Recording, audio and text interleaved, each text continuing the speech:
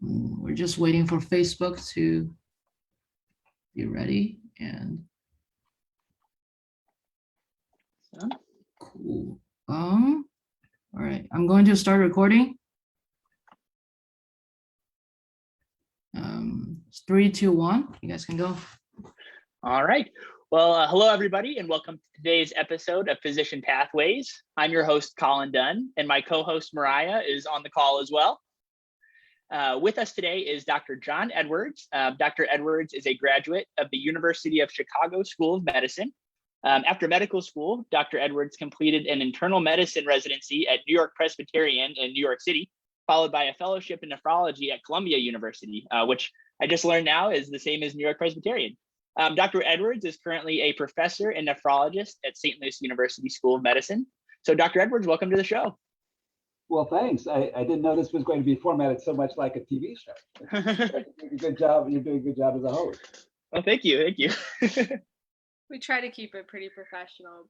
But I think one of the first things to dive into and square away is the difference between being a nephrologist and being a urologist, because I've gotten some questions about this and I know it can be confusing for people. Yeah, so nephrologists are internal medicine specialists who are interested in the kidney and the medical disease of the kidney. Urologists are surgeons who are particularly interested in surgical problems of the kidney and urinary tract. So although we're focused on the same organ, we actually have very different approaches to it. In internal medicine as opposed to surgical approach, and to deal with different kinds of diseases.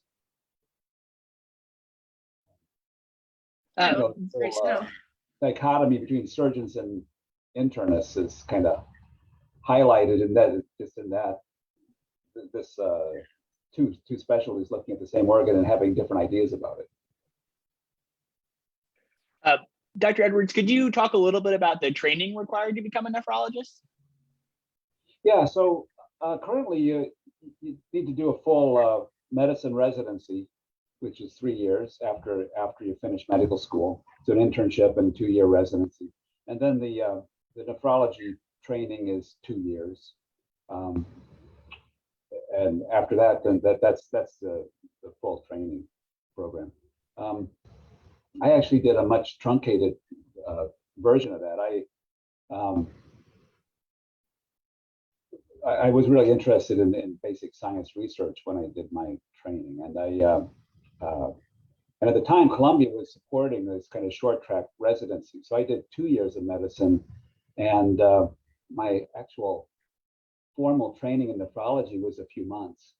But I spent a lot of time in the lab and did a lot of call. I took call, but my renal fellowship was much less rigorous than the fellowship we have here. Just in the amount of time I had to spend doing the clinical work. So you talked about doing a fellowship. Is fellowship like kind of common in nephrology, or is that just something some people pick up? Well, nowadays it's necessary. You can't to sit for the boards. They've changed the rules, and to sit for the boards now, you have to really have a 2-year fellowship with a very substantial amount of clinical time. So, and without board certification, you can't really bill for subspecialty services. It's difficult anyway. So you can't really do it without a full fellowship. And then there's other you can go into. There's special subsets of nephrology. For instance, transplant nephrology. It's not required, but most people who do that spend another year of training in transplant specifically. And then there's the procedure subspecialty of interventional nephrology that requires more training to place the lines and do declots and that sort of thing. That's all very interesting, Dr. Edwards, and we appreciate all that insight. I guess your fellowship sounds like it might not have been the norm, but could you talk about what the day in the life of a fellow at maybe at SLU looks like? Yeah, well, it's a very demanding fellowship. It's intense. But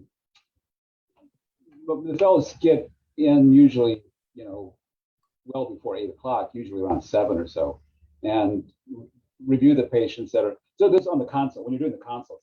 So that's sort of the meat of the fellowship. But when you're doing the inpatient consult service at SLU, people get in early, review the all the patients that are on the list, go see them, and assemble all the data. They usually have a resident and some students assigned to the team to help them as well.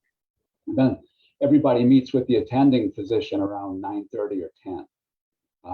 And we review all, present the new cases, review all the existing patients we're following in the hospital, make good decisions, and try to get that done within a few hours. So hopefully done by before 1 o'clock.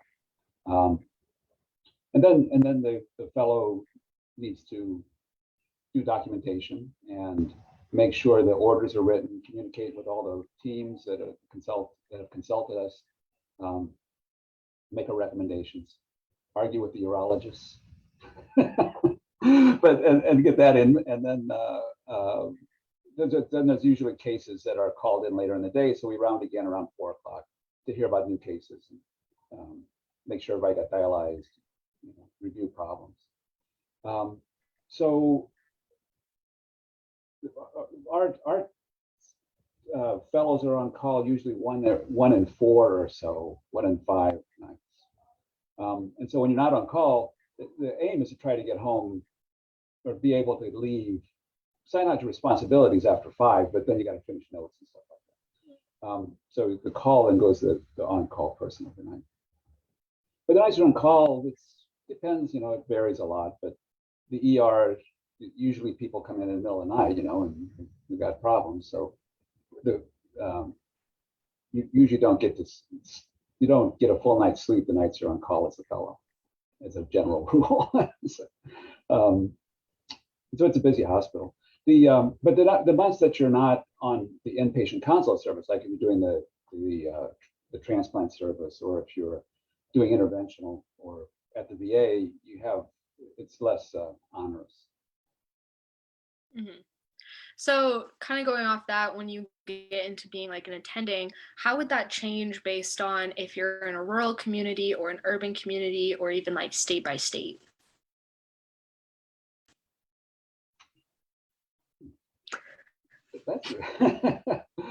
There's such a huge variety of hospitals and their catchment and their style of practice.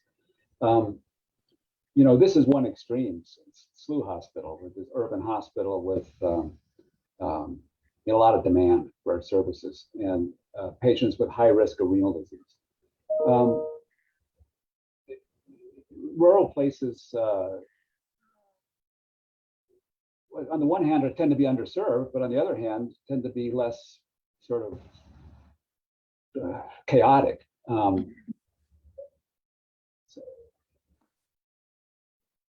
People can choose in some ways how busy they want to be when you go into practice. Nephrology practice is, the fellowship is one thing, and it's very busy, but when people go into practice, the typical nephrologist, main part of their job is doing dialysis and rounding people on their patients in dialysis units. And those dialysis units tend to be numerous and not so close to each other. So nephrologists spend a lot of time driving around between dialysis units because they need to be close to people's houses. You need to be where people live. And then may or may not need to see their patients in the hospital. So usually split your day in rounding in the hospital, so you try to get that done early, and then go around and see everybody in dialysis units. To get paid for dialysis, you have to see the patients at least 4 times a month to get fully reimbursed. So people make a point of every week going to see everybody. And some people are dialyzing over 100 patients, so it takes a lot of time. People can have a dialysis-centric practice where that's really all they do, or there's now as there's hospitalists in all different subspecialties, there's also nephro-hospitalist pathway where you mainly do consults in the hospital and then transfer dialysis care to other people who do the outpatient dialysis.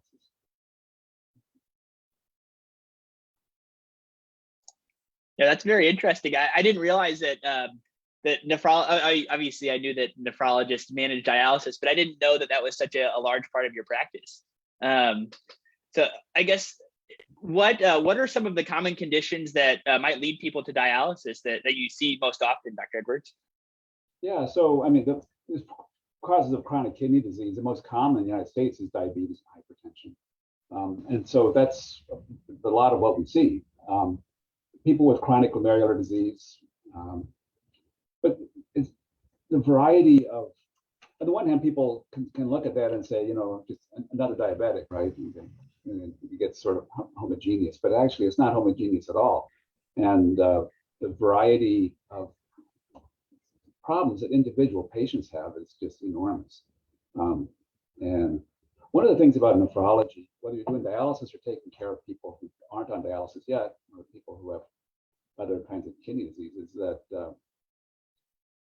it's an integrative specialty. You can't focus on your organ. You really have to do holo internal medicine because all systems are involved when things go bad with the kidneys. So you have got to be good in cardiology. You got to understand pulmonary disease. You got to understand liver disease. You got to be really good at infectious disease. You basically really get infected a lot. So it's that aspect of nephrology is never, it never gets dull. It's always something challenging with the patients that you're taking care of. I like that aspect, the more holistic and keeping it up with all the other organ systems. Do you notice nephrology kind of taking a certain direction, whether like it's in new technologies or in like new kinds of practices or methods of doing procedures or whatnot?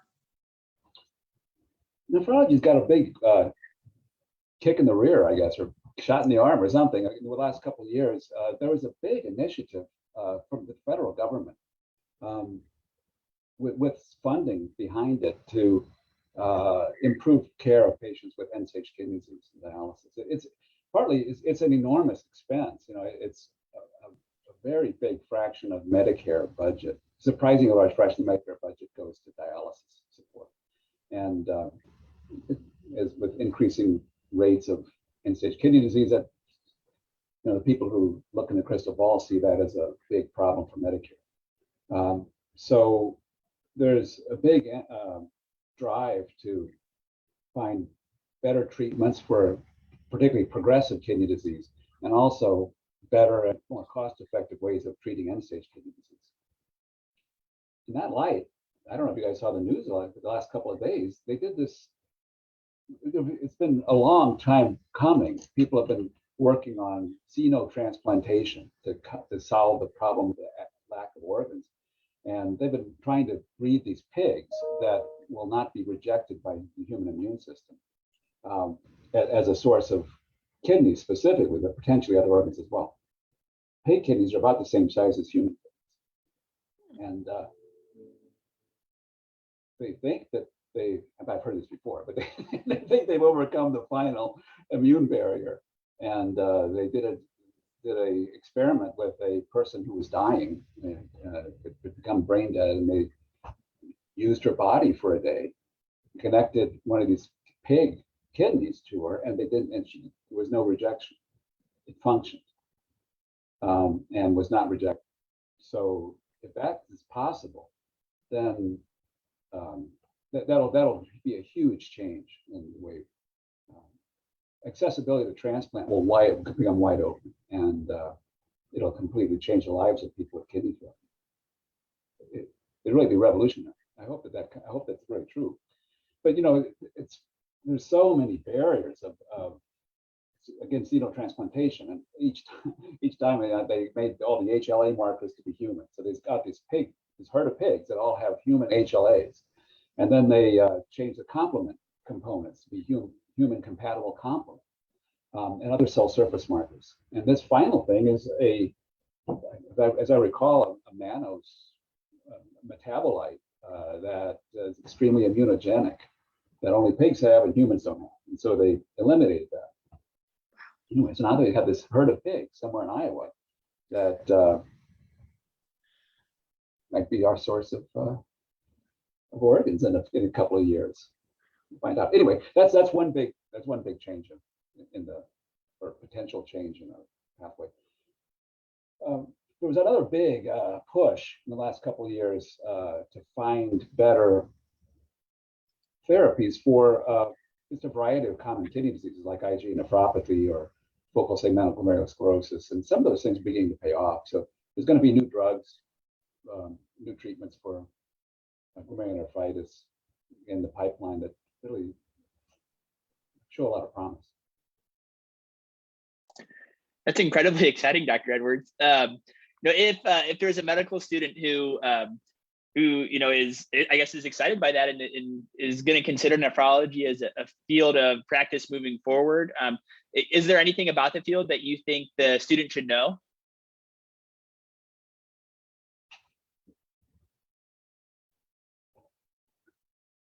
Well, it's a lot of fun. It's extremely intense, not intellectually, but also I don't know, emotionally. But the patient-doctor relationship can be extremely intense, and the reason that is you have this long-term relationship that doesn't go away, and your patients. You need to see your patients with end-stage kidney disease or approaching kidney disease pretty often because so many things go wrong, and you have to deal with these people. And then they go on dialysis. You need to see them every week for years, and so you get to know each other very well through good things and bad things, and particularly the transition from people who lose their kidney function and go into dialysis. It's extremely difficult emotion. It changes people's lives in such a deep and profound way, and you're with them, and so as you do that time after time, it's quite a learning experience. It's a very humanistic subspecialty. Unlike many other things, I'm not saying this and putting anybody else down or anything, but you don't just see somebody and then you never see them solve the problem and it's over. That's not our relation. We have much longer term relationships with our patients. So you say It it's can be more a pain. like I'd like to tell some fellows sometimes. I mean, a lot of my patients have got emotional problems. It's like my psychonephrology is my outpatient clinic. Yeah. So when you were a medical student, were you deciding between this specialty and another one? And if so, like what made you choose nephrology? Well, I think as I said initially, I was at that stage of my career, I was really focused on doing research in academic medicine. And I came from really that point of view. I really wasn't anticipating that I was going to be a clinician.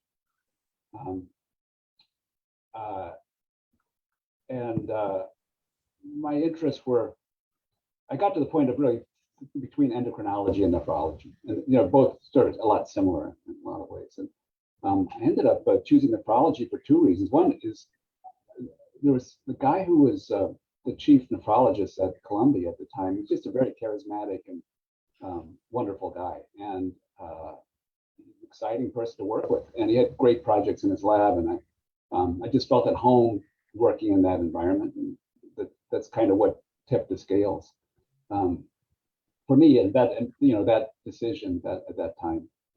The other thing I like to tell people, and which is really true, is I was attracted to nephrology because it was so hard to understand. And it's kind of tantalizing in a way that this organ works, and it's amazing that it works. And the complexity is daunting, but tantalizing. The thing about all the decisions that we make in these career moves in medicine, I think, at least from my own point of view, is you make them without much information. The most important things that are going to determine your happiness, your life, you can't predict. You could choose to go to one medical school or another, you choose one residency or another, but what really determines your progress is who exactly is your mentor going to be, or who you are assigned to, who are your colleagues. You can't predict any of that, and that's really what determines key determinants of your career. So you just take a shot and hopefully it works out. Yeah. I have a little bit of a follow-up to that because I don't fully understand like internal medicine residencies. Do you like on your intern year, do you get to kind of like look at a bunch of different things, or do you go in like being an internal medicine intern in this area? So internal medicine is entirely general, and so it's within that field of internal medicine. Internship and residency have become very similar. It's kind of just a stepwise more responsibility, but during that entire period, you're assigned to a bunch of different roles. Mostly serving as the house officer in the hospital, wherever you're doing your residency. You're the person who's the physician taking care of the patient in the hospital under the supervision of a resident and an attendant. You just take care of whatever comes in. And the spectrum of disease you see really varies a lot from hospital to hospital, depending on where you are and the referral patterns and stuff like that. But through that, you see all parts of internal medicine. You'll see patients with rheumatologic disease, you see people with cardiac disease. Most residents have a pretty significant intensive care exposure. So you see people, with most serious forms of disease. And this whole thing's really rather intense. But during that time, you get some perspective on how you see what you want to do next, and whether you want to be a hospitalist, stay as a generalist, or whether you want to subspecialize and what that might be. I'm sure you've noticed already. There's a curious self-aggregation of similar people in various specialties. And it's not an illusion. I think it's really true. But I don't know why that is. It's certainly self-perpetuating though. But so you'll find a group that you are comfortable with, and an approach to disease that I find resonates. And that's kind of, you've got a couple of years to do that and decide what you're going to do next. That's funny you bring that up, Dr. Edwards, because in some of our previous interviews, we've asked the physician like the stereotype of the person who's in the field. So what would you say that is for nephrology? Nephrologists like to think of themselves as the smartest people in the room. That's that's what the neurologist said as well. Right. It's a holistic sort of thing. It's the quantitative. You need to be able to deal with quantitative ideas, detail oriented.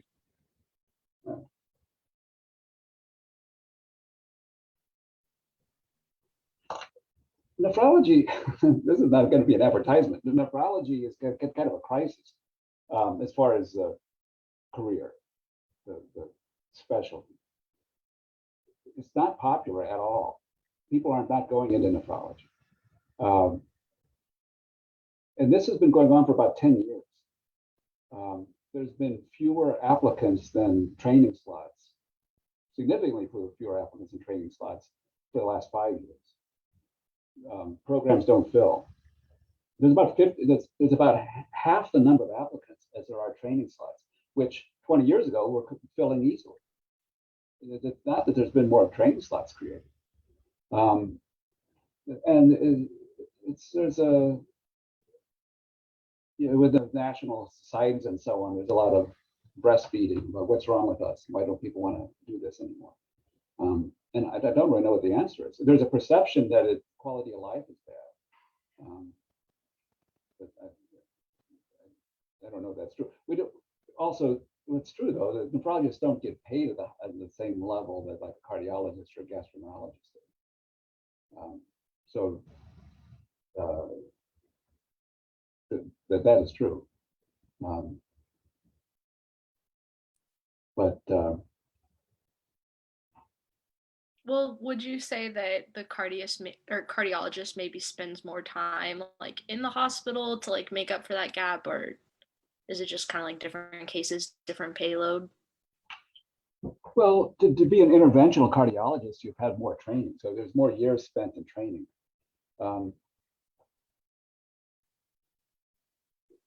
Procedure-oriented subspecialties are always more highly reimbursed.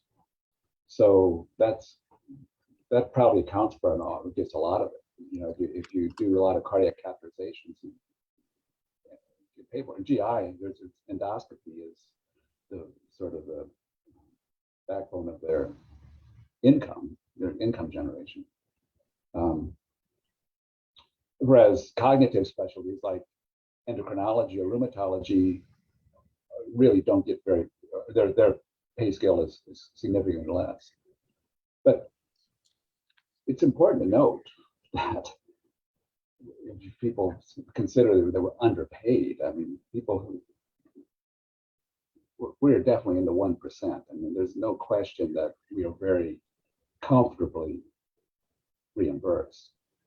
Within the realm of medicine, perhaps nephrology is not, on the top, but you can make a very comfortable living as a physician, as a nephrologist. It's not like you're starving.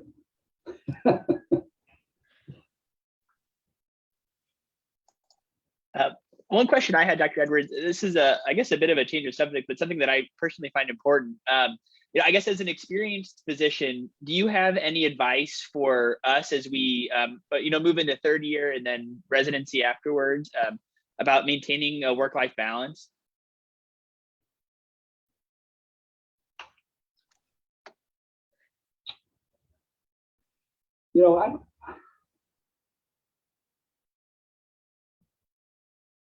Well, I should preface this by saying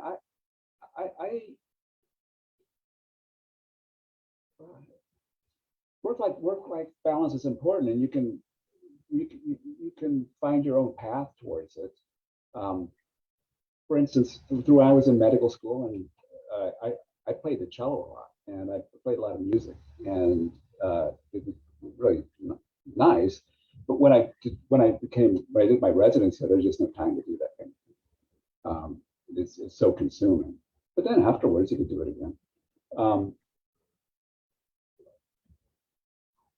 Residency in the clinical subspecialties where you're seeing patients like medicine, surgery, pediatrics, OBGYN, it's transformative. And it's transformative because of the nature of the job. And it's not just the time, but the time is part of it. But you have to assume responsibility for things you just never thought you could. And you have to do things you didn't think you're capable of. And after a couple of years, you realize you can do those things, and it changes you. But if you don't dive into it, it won't happen. So don't be afraid of it, but it's necessary. It's necessary. And if you emphasize just that you're not going to completely dive in, then you're not going to become the doctor you could be.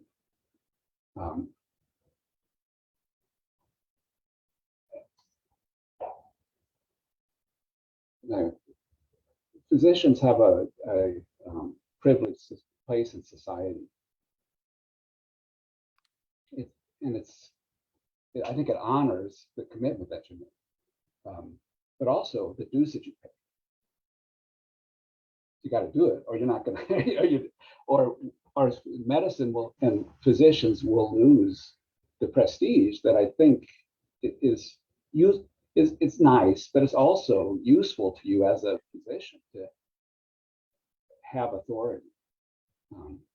Convince people to do what difficult things that you're telling them they need to do. spend their resources on medications that they can't see that anything's happening. Believe when you tell them that they've got a disease, but they have no symptoms, stuff like that. So as a profession, we need to maintain this. We can't just say, this is a job like any other. But it's hard. I almost quit, actually. when I was a house officer, it was very, very difficult. But I'm glad I didn't quit and stuck to it. I got married when I was an intern, and my wife is a scientist, and she was doing a postdoc in New York at the same time.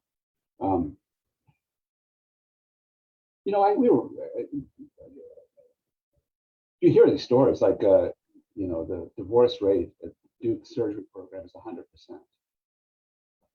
That was true for a while. I don't know if it's still the case, but the programs can make too big a demand. That's true, but we made it work and recognize each other's needs for our own training, and it was going to be over someday. Having kids when you're a house officer is really hard. Looking back, in residency or even in medical school, would there be things that you wish you would have done differently to either prepare yourself or change your trajectory?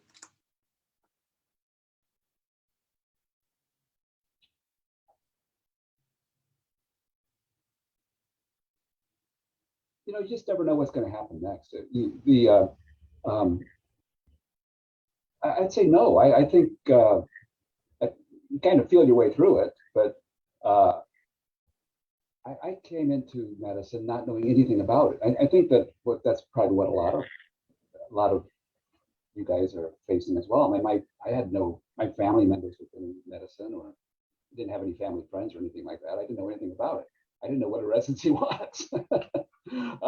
And I spent my time really focusing on doing lab work when I was in medical school. No, I wouldn't do it differently. You take the opportunities you see right in front of you and do them. Apply yourself live fully in all aspects of what you do.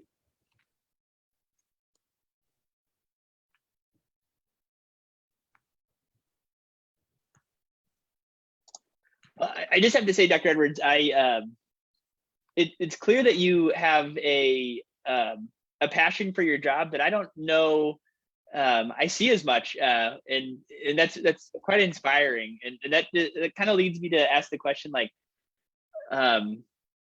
don't know, what leads you to that, and what keeps you going, and what about your job just gets you out of bed in the morning and gets you out the door? Well, first of all, I love discovery, and I just love doing experiments and working in the lab. And when you learn something new and you get insight into something that is truly new, there's nothing like it. But that's very uncommon. That happens once every few years, if you're lucky. So, I like taking care of patients. I really enjoy that. I like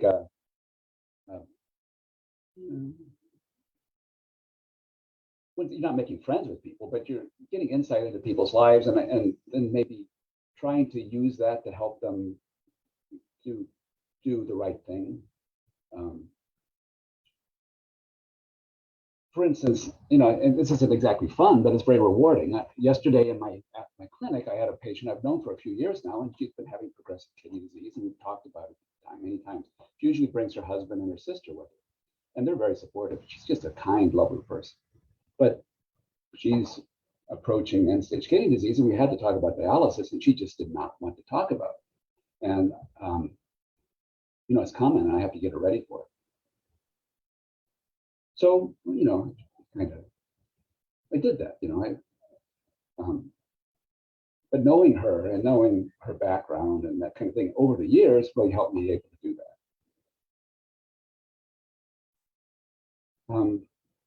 The other thing nephrologists do a lot is end-of-life discussions. it's a big part of the job. So particularly again, it's not fun, but I think it's rewarding. I think you really add value to that, with that. So, every time you do consults in the hospital, there's somebody who shouldn't be dialyzed. It just is hopeless. And you have to tell the family. So. I'm kind of going to take a different direction with this next question, but I know you have a professorship and you're kind of a renal course director. Could you talk a little bit about like doing medicine and also being in the academic side that way? Well, that's really that is a great thing. It's really fun. Teaching really rejuvenates your own ideas all the time, and to present these ideas and in a way that makes sense and responds to growing knowledge is really fun. And to see people kind of the light go on sometimes as you say something, explain something in a slightly different way.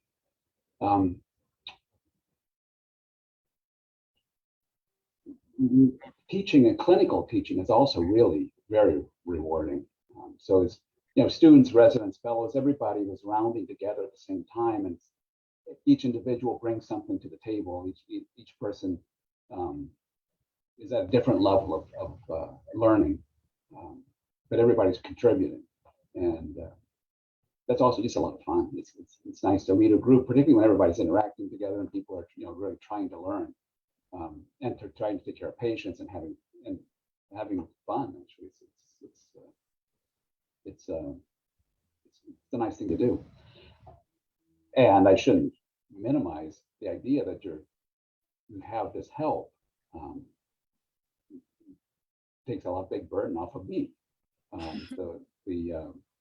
The fellows are working their tails off, and I coast in and hear what they have to say and advise them and things like that. But if when the days the fellows are off, you realize just how much private physicians can't take care of this many patients in the hospital. It would burn you out. But since we're rotating in and out and not doing it continuously, we can carry a heavier service.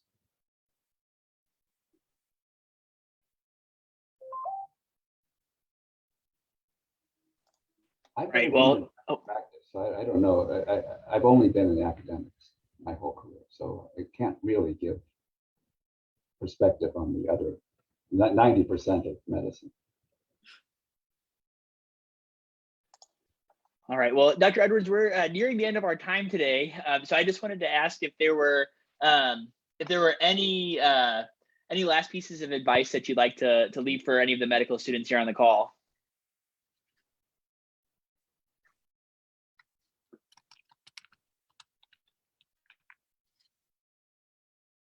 Oh gosh, I mean, big picture, little picture things. The big picture is you got to follow your own dreams, whatever they are, and don't be afraid to do so, because only you know what resonates, and don't try to fit yourself into something that doesn't resonate.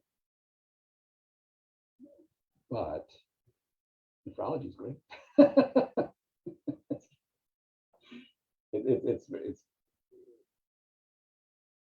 It's a very nice mixture of intellectually challenging and holo medicine that I find really rewarding. So if there were students who were trying to see if nephrology was some of their fit, how would you suggest them either getting contacts to shadow or like do research in the field? Yeah, well, any of the people in our group are be happy to have students, and in very short order, you guys are going to be doing your third year clerkship, so you'll be diving into all that. So during your fourth year would be the time when you could you could do electives on the nephrology service, or there's an elective at the VA with the same kind of nephrology consult, which is also good, different group of patients. There's research opportunities. A few people in the group have projects going on, but a lot of them are hard to do much, in a short stint. But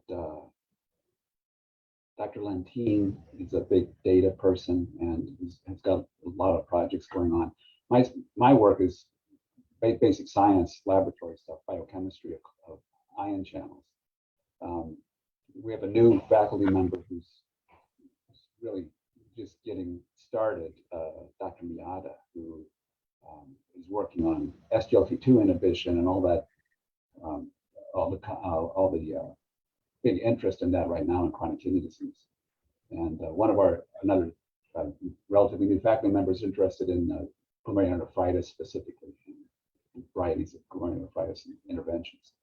So all these people would be happy to have students either to shadow or to talk about careers.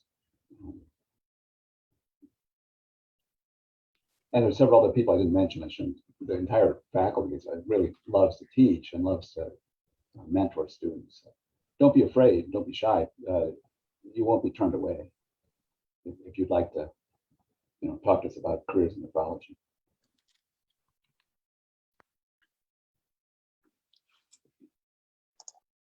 All right. Well, Dr. Edwards, we really appreciate having you on today.